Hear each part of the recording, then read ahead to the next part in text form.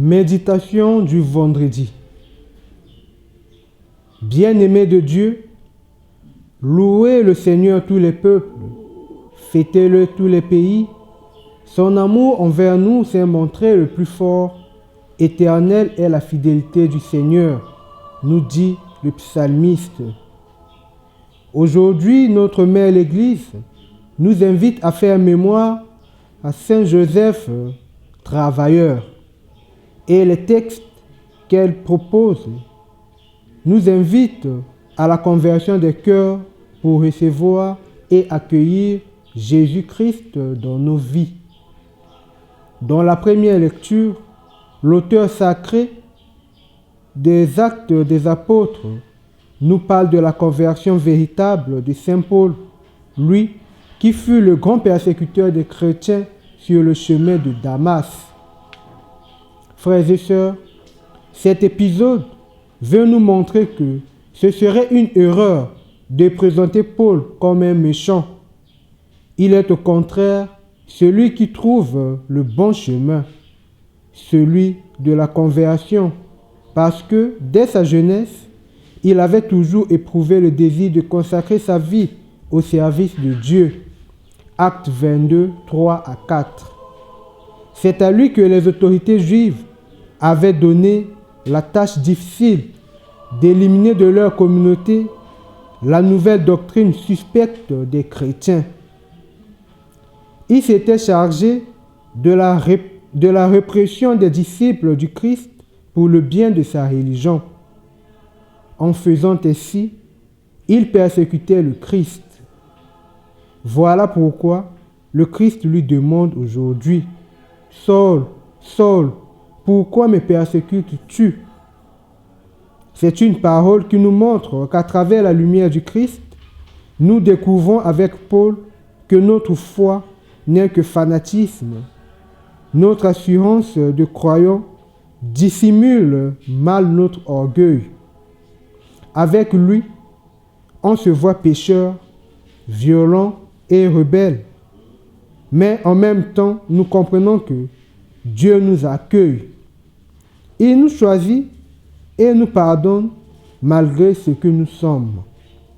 Frères et sœurs, c'est de cette façon que Dieu veut notre conversion, car c'est la vraie conversion chrétienne, passer d'un parti supposé être mauvais à un autre qui est bon. Mais une chose est à signifier: le christianisme persécuté par Paul n'était pas vu comme une nouvelle religion, mais plutôt comme une nouvelle manière de vivre qui est éclairée par l'espérance. Dans l'évangile que nous venons de suivre, le Christ se présente à nous comme vraie nourriture et vraie boisson venue du ciel. Et celui qui en mange et en boit ne mourra pas, mais vivra pour toujours. Ces propos johanniques nous font d'abord penser au ministère de l'institution de l'Eucharistie, c'est-à-dire à la Sainte Seine, le jeudi saint, lorsque Jésus donna le pain et le vin à ses disciples. C'est-à-dire, ils peuvent ensuite nous paraître étranges, ces propos. Comment celui-là peut-il nous donner sa chair à manger? Frères et sœurs, dans la culture hébraïque, l'expression chair et sang désigne l'homme entier dans sa condition mortelle. Dans ce sens, Jésus veut que nous fassions de notre être son être humain dans sa condition humble et mortelle, et lui, à son tour, nous donnera la vie éternelle. En effet, ce passage de Saint Jean nous rappelle aussi que le pain vivant que nous recevons chaque jour à travers la communion est le Christ lui-même. C'est sa parole d'amour. Et que pour participer à la vie éternelle, nous devons le recevoir dans nos cœurs. Enfin, ces propos de Jean, une fois de plus, nous invitent à la générosité qui n'est autre que la vertu du don. Mais de quel don s'agit-il? Don de l'argent? Non, don de soi. Un don qui touche jusqu'au sacrifice. Le Christ s'est livré sur la croix pour nous et il se donne à nous tous les jours dans l'Eucharistie. Frères et sœurs, dans ces temps qui sont les derniers, dans ces temps où l'humanité traverse une crise sanitaire, sommes-nous capables à donner notre vie pour le Christ, avec le Christ?